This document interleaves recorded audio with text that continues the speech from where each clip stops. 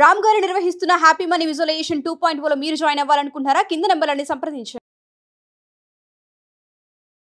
Hello Ram గారు. Hi Naraju. Visualisation 2.0 happy money so అలాగో June 16th నుంచి స్టార్ట్ అవబోతుంది. ఏ విధంగా ఉండే అవకాశం ఉంటుంది? అంటే ప్రతి ఒక్కరికి కంటెంట్ ఏమి ఉంటుంది, ఎన్ని రోజులు మన కెరీర్ కోసం, ప్యాషన్ కోసం విజువలైజేషన్ ఎలా చేసుకోవాలో చెప్పారు. దాంతోపాటు ఇందులో హ్యాపీ మనీ అంటున్నారు. అసలు ఏ విధంగా ఉంటుందని చెప్పేసి అడుగుతున్నారు. ఎలా ఉంటుందండి నారాజు? ఎలా ఉంటుందో చెప్పే ముందునే నేను సుబ్రావు కథ చెప్తాను. ఓకే. సుబ్రావు ఫ్రెండ్ రమేష్ ఉన్నాడు. ఇద్దరికి చిన్న మిస్అండర్స్టాండింగే, ఇద్దరు గొడవ పడ్డారు. గొడవ పడిన తర్వాత మళ్ళీ రమేష్ వేరే ఊర్లో ఉంటాడు. సో సుబ్రావు నేను ఆ ఊరికి వెళ్ళాం. వెళ్ళి సుబ్రావు రమేష్ దగ్గరికి వెళ్దామంటే నేను రాను అన్నాడు. ఎందుకంటే మా ఇద్దరికి సరిపోదు, నేను రాను.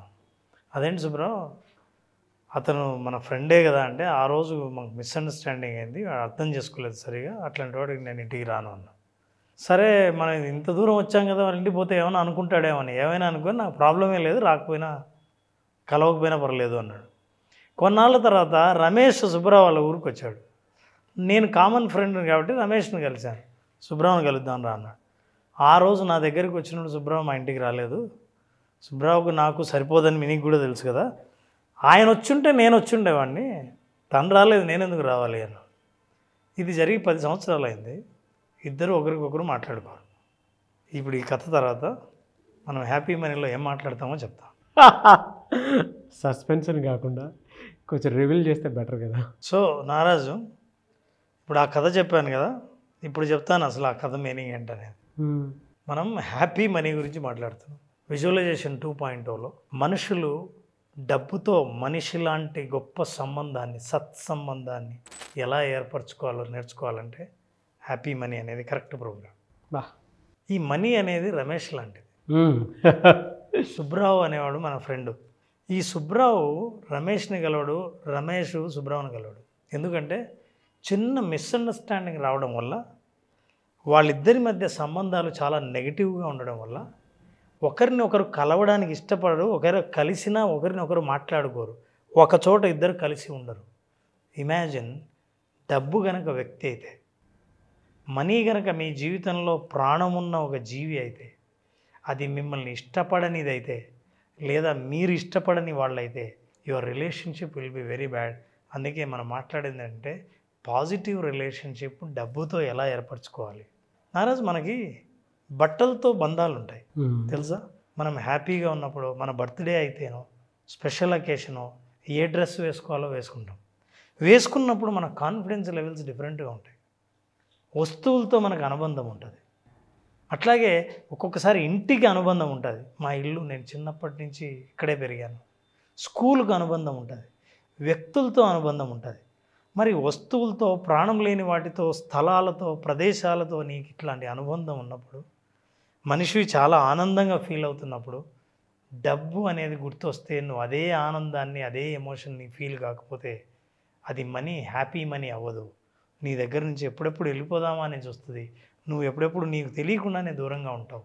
అలాంటిది ప్రాక్టికల్గా తెలుసుకోవాలనుకుంటే మనకున్న బంధం ఎలాంటిది, దాంతో పాజిటివ్ రిలేషన్షిప్ ఎలా డెవలప్ చేసుకోవాలి అన్నది హ్యాపీ మనీలో మనం మాట్లాడతాం. అటెండ్ అయిన ప్రతి ఒక్కరు ఇమోషన్ అనమాట. యా, మనం ఎంత స్ట్రాంగ్గా మనీ అనేటువంటి విషయం మీద, హ్యాపీనెస్ అనేటువంటి విషయం మీద యాటిట్యూడ్ని డెవలప్ చేసుకుని ముందుకెళ్తున్నాము. మన గోల్కి రీచ్ అవ్వడానికి మనీ ఎంతవరకు ఉపయోగపడుతుంది, బై ప్రోడక్టా, అండ్ దాని మీద ఎమోషన్ పెడితే ఏ విధంగా ముందుకెళ్తామని చెప్పడం హ్యాపీ మనీ. మనం ఎప్పుడు ఆ ఎమోషన్ని పాజిటివ్గా ఉంచాలన్న విషయం ఆలోచించాం. అసలు నెగిటివ్ ఎమోషన్ ఉంటే దాన్ని పట్టించుకోం. ఒక్కొక్కసారి దాన్ని మాట్లాడడం అవాయిడ్ చేయడానికే ట్రై చేస్తుంటారు. రకరకాలైన ఎమోషన్లు మనిషికి డబ్బులతో ఉంటాయి. ఆ ఎమోషన్ యొక్క ఫలితాలు ఎలా ఉంటాయని తెలుసుకోవాలంటే హ్యాపీ మనీ ప్రోగ్రాంలో తెలుసుకోవచ్చు. అది మొదటి అంశం. రెండవదిగా ఫైనాన్షియల్ వెల్నెస్. ఫైనాన్షియల్ వెల్నెస్ అనేది ఇవాళ నువ్వు ఆశ్చర్యపోతావు. మనం మాట్లాడుతున్నాం ఇక్కడ చిన్న విషయంగా. పెద్ద పెద్ద కార్పొరేట్ ఆర్గనైజేషన్లు వాళ్ళ క్లయింట్స్, అంటే వాళ్ళ ఎంప్లాయీస్ యొక్క ఫైనాన్షియల్ వెల్నెస్ని జాగ్రత్తగా అబ్జర్వ్ చేస్తున్నారు. ఎవరైతే వాళ్ళ ఫైనాన్షియల్ వెల్నెస్ను చూడలేదో ఆ ఎంప్లాయీస్ కంపెనీని రిజైన్ చేసి వెళ్ళిపోతున్నారు. ఫైనాన్షియల్ వెల్నెస్ ఎవరి ఎంప్లాయీస్ అయితే బాగా చూస్తున్నారో వాళ్ళు చాలా కాలం పాటు ఆర్గనైజేషన్లో పనిచేస్తున్నారు. ఇది నేను చెప్పే విషయం కాదు, బహుశా ఈ రీసెర్చ్ చూస్తే తెలుస్తుంది అనుకుంటా. బా ఇది research. Financial wellness because 70% employees they likely to be attracted to another company. That cares more about their financial wellbeing. ఎవరైతే వాళ్ళ వెల్నెస్ను చూస్తారో ఆ ఫైనాన్షియల్ వెల్నెస్ను చూసే కంపెనీలో జాయిన్ అవ్వడానికి, ఈ కంపెనీని వదిలేయడానికి ప్రయత్నిస్తారు 70% ఎంప్లాయీస్. 44% ఏం చేశారంటే, అయ్యా ఈ company employees believe that their employees are taking care. 44% మాత్రమే మా కంపెనీ మా ఫైనాన్షియల్ వెల్బీయింగ్ చూసుకుంటోంది అని నమ్ముతున్నారు. ఇక 32% say their employees are actually offered services to assist them with their personal finance also. 32% ఏమనుకుంటారంటే, అయ్యా మీ శాలరీ గురించే కాదు, మీకు లైఫ్లో నిజంగా ఉన్న ఏమైనా ఆర్థిక కష్టాలు ఇబ్బందుల్ని కూడా పట్టించుకుంటోంది మా ఆర్గనైజేషన్ అని 32% మంది చెప్పారు. అంటే ఏంటి, ఆర్గనైజేషన్స్ ఒకటి అర్థం చేసుకున్నాయి, వీళ్ళు మనతో మనస్ఫూర్తిగా కంపెనీలో పనిచేయాలంటే వాళ్లకు వాళ్ళ డబ్బుతో శత్రుత్వం ఉండకూడదు. వాళ్ళ లైఫ్లో డబ్బు అవసరాలు వాళ్ళని ఇబ్బంది పెట్టే పరిస్థితిలో వాళ్ళు ఉంటే మన దగ్గరికి వచ్చి హ్యాపీగా పనిచేయరు. సో హ్యాపీ మనీ వాళ్ళ దగ్గర ఉంటే, వాళ్ళ హ్యాపీ సోల్స్ అవుతే, హ్యాపీగా ఇక్కడ పనిచేస్తే మన ప్రొడక్టివిటీ హ్యాపీగా ఉంటుంది. Okay, this is the financial wellness happiness. అంతేనా? Understanding the concept of financial wellness has become need of a corporate employee. నేను ఫ్యామిలీ గురించో నా అవసరాల గురించో కాకుండా నేను చేయవలసిన పని మీద దృష్టి పెట్టాలంటే నా వెల్నెస్ బాగుండి ఉండాలి. నేను ఆరోగ్యంగా ఉన్నాను అంటే సరే, ఏదైనా పర్లేదులే మనం ఆరోగ్యంగా ఉన్నామనే వాతావరణానికి ధైర్యంగా ఎదుర్కొంటాం. వాతావరణాలు మారినా సరే, పరిస్థితులు మారినా సరే, కానీ నా వెల్నెస్సే సరిగ్గా లేదంటే నేను చాలా జాగ్రత్తగా ఉండాలి. ఆ వెల్నెస్ని అర్థం చేసుకోవాల్సిన అవసరం అందరికీ ఉంది. అట్లాంటి వెల్నెస్ని ఎలా సాధించాలో హ్యాపీ మనీలో నేర్చుకోవచ్చు. బాగుంది సార్. నాకు ఒక చిన్న రిక్వెస్ట్ అండి. ఒక 15,000 రూపాయల శాలరీ ఉన్న, లేదంటే 10,000 రూపాయల శాలరీ ఉన్న ఒక ఎంప్లాయీ ఒక 30,000కి, 40,000కి, 50,000కి విజువలైజేషన్ త్రూ ఎలా రీచ్ అవ్వాలి అనేటువంటి ఒక వీడియో చేద్దామని ఉంది. ఎందుకంటే మనకు సంబంధించినటువంటి ఆడియన్స్ చాలామంది ఉన్నారు. ఏ థియరీ, ఏ ప్రాక్టికాలిటీ ఫాలో అయితే త్రూ విజువలైజేషన్ డెఫినెట్గా వాళ్ళు సక్సెస్ అవ్వడానికి అవకాశం ఉంటుందని చెప్పేసి ఖచ్చితంగా చేద్దాం. లేదు, మనం వాళ్ళకి సహకరించడం కోసమే, వాళ్ళు ముందుకు వెళ్ళడం కోసమే, ఏ ఎమోషన్తో వాళ్ళు ఉంటే ముందుకు ధైర్యంగా వెళ్ళి అనుకున్న శాలరీని సాధించగలుగుతారు అన్నది మనం ఖచ్చితంగా చేద్దాం. డెఫినెట్గా సార్. సో నెక్స్ట్ వీడియో అదే ఎక్స్పెక్ట్ చేస్తున్నాను సార్. నేను నెక్స్ట్ వీడియోనే చేద్దాం. ఇది ఫాలో అవుతున్న వాళ్ళు ఖచ్చితంగా ఆ వీడియో కూడా చూస్తారు. ఎస్. ఆ తర్వాత మనీ గోల్స్. అసలు నిజంగా మీరు మనీ సాధించాలనుకుంటే, మనీ సంపాదించాలనుకుంటే ఆ గోల్ని ఎట్లా ఏర్పాటు చేసుకోవాలి? గోల్ అంటే చాలామంది మాట్లాడుతుంటాం, మీకు గోల్ ఉందా లేదా అన్నది. ఆ గోల్ స్మార్ట్ గోలా కాదా అనేది చాలా ఇంపార్టెంట్. అసలు అంటే ఏంటి, మీరు పెట్టుకుంటున్న మనీ గోల్, మీరు సంపాదించాలనుకున్న డబ్బు స్పష్టంగా ఉందా లేదా? చాలామంది నాకు ఎంత డబ్బు కావాలో అని మిగతా వాళ్ళని చూసి వాళ్ళు ఎంత కోరుకుంటున్నారో నేను కోరుకుంటా అనుకుంటారు, కానీ అంతటితో ఆగిపోలేదు. స్పష్టంగా ఉండడమే కాదు, కొలవగలిగినట్లు ఉండాలి. అంటే మీరు ఒక లక్ష్యం ఏర్పరచుకున్నాక నా మార్గం లక్ష్యం వైపే పోతుందా లేదా? జీపీఎస్ అని ఉంటుంది నారాజు మనకి. మన దగ్గర మన జీపీఎస్ ఆన్ చేస్తే అది రెండే విషయాలు చూపిస్తుంది. మీరు ఎక్కడున్నారు, ఎక్కడికి వెళ్ళాలి. అక్కడికి వెళ్ళాలంటే ఎంత దూరం పడుతుంది. మీరు ప్రయాణం చేస్తూ ఉంటే అప్పుడు దాంట్లో ముళ్ళు కూడా చూపిస్తుంది, మీరు కరెక్ట్ డైరెక్షన్లోనే వెళ్తున్నారా. సో అట్లా మెజర్ చేయగలిగినది ఉండాలి. స్మార్ట్, వెరీ క్లియర్, స్పష్టంగా ఉండాలి. దాన్ని కొలవగలిగిందిగా ఉండాలి. తర్వాత సంపాదించగలిగిందిగా కాదు, సాధించగలిగేదిగా ఉండాలి. రియలిస్టిక్గా ఉండాలి, వాస్తవికంగా ఉండాలి. ఏదైనా సమయానుకూలంగా ఉండాలి. అంటే సమయాన్ని పెట్టుకొని సమయ నిబద్ధతతో ఆ గోల్ ఉండాలి. సమయ నిబద్ధత లేకుండా నా లక్ష్యం నా జీవితాంతం నేను అనుకుంటూనే ఉంటానంటే ఏం ఉపయోగం లేదు.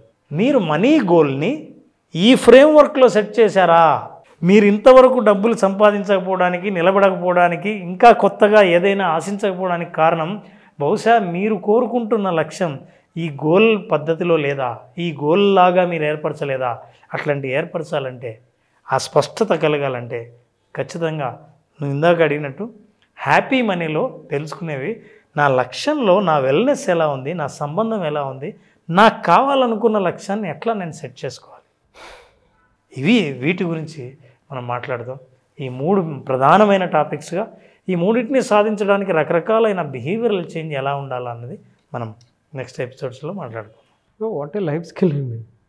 అంటే మనల్ని మనం ఎలా సంపాదించుకోవాలి, మనలో ఏముంది, ఎలా ఎక్స్ప్లోర్ చేసుకోవాలి, మన ఎమోషన్స్ని వాటి మీద పెడితే ఎంత బలంగా సక్సెస్ అవుతాము అని చెప్పడానికి హ్యాపీ మనీ అనేది బాగా ఉపయోగపడుతుంది. నాకు మీరు మాట్లాడుతుంటే వెల్త్ని ఎలా డిఫైన్ చేయాలనేటువంటి దాని మీద ఒక చిన్న ఇది ఎగ్జాంపుల్ గుర్తొస్తుందండి. మనకు ఆకలి వేసేటప్పుడు ఎమోషన్ ఎంత బలంగా పనిచేస్తుందంటే సెర్చ్ చేస్తూ ఉంటాం మనం, ఎక్కడన్నా ఫుడ్ దొరుకుతుందా అని.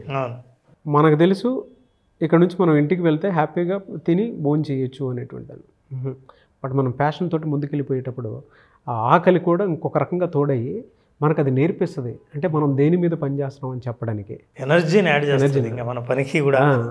అదే కొంతమంది రిచ్ పీపుల్ ఉన్నారు అనుకోండి, ఆకలేస్తుంది కదా టక్కని తినేద్దాం అంటే 10 మందిని కలుపుకొని వెళ్ళేటప్పుడు ఆ వెల్బీయింగ్ మెంటాలిటీతో ఉండేటువంటి ఆకలి ఏ విధంగా ఉంటుంది అని అంటే ముందు చూపుని చూస్తుంది. రిచ్నెస్ ఎప్పుడూ కూడా కరెంట్ సిచ్యువేషన్ చూస్తుంది.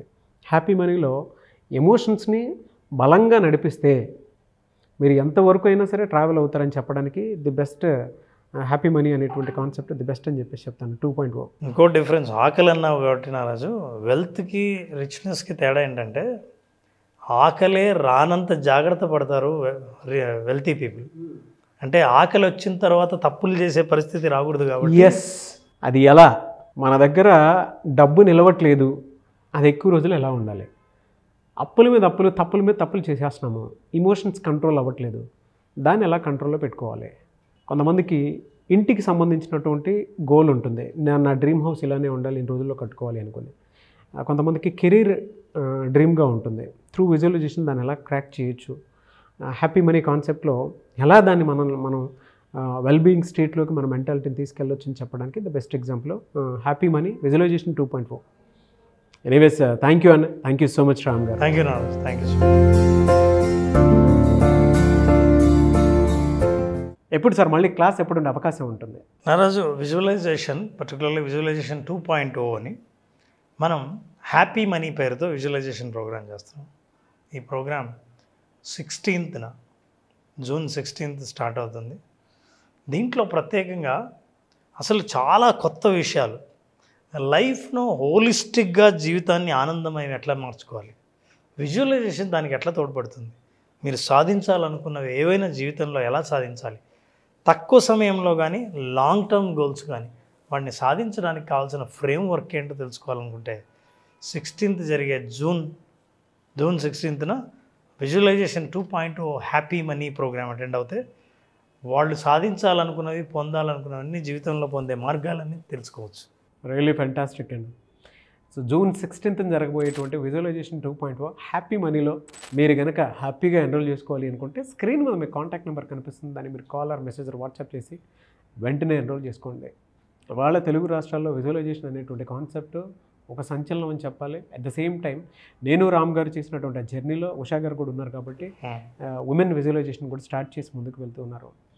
Benefits at the same time కెరీర్కి సంబంధించినటువంటి ఆపర్చునిటీస్ని ఎలా గ్రాప్ చేశారు, ఆలోచనల్ని అటువైపుగా ఏ విధంగా షిఫ్ట్ చేస్తున్నారని చెప్పడానికి, మనలో ఉండేటువంటి ఇన్నర్ పొటెన్షియల్ బయటికి తీసుకురావడానికి ఉపయోగపడే ఒకే ఒక వెపన్ ఏదైనా ఉంది అని అంటే విజువలైజేషన్. సో ఈ ప్రోగ్రామ్కి మీరు జూన్ 16th నుంచి జరిగేటువంటి ప్రోగ్రామ్ మీరు ఎన్రోల్ చేసుకోవాలి అనుకుంటే వెంటనే ఎన్రోల్ చేసుకోండి. సెలబ్రిటీస్ సైతం at the same time Chandrababu Naidu గారు లాంటి పెద్ద పెద్ద పొలిటీషియన్స్, విజనరీ లీడర్స్ అని చెప్తూ ఉంటాము, అటువంటి వాళ్ళే చెప్తూ ఉన్నారు మరి ఏదైనా విజువలైజ్ చేస్తే జరుగుతుందని చెప్పడానికి ద బెస్ట్ ఎగ్జాంపుల్. సో 2.0 కొత్త సిరీస్. అంతకుముందు జాయిన్ అయినటువంటి వాళ్ళు, కొత్తగా మళ్ళీ జాయిన్ అవ్వాలి అనుకున్నటువంటి వాళ్ళు ఎవరన్నా సరే స్క్రీన్ మీద కనిపిస్తున్న నెంబర్ సంప్రదించండి. ఈ వీడియో లైక్ చేయండి, షేర్ మాత్రం తప్పకుండా చేయండి. ఇలాంటి మరిన్ని వీడియోస్ కోసం మా ఛానల్ ఫాలో అవ్వండి. Thank you so much Ram గారు. Thank you Naraj, thank you.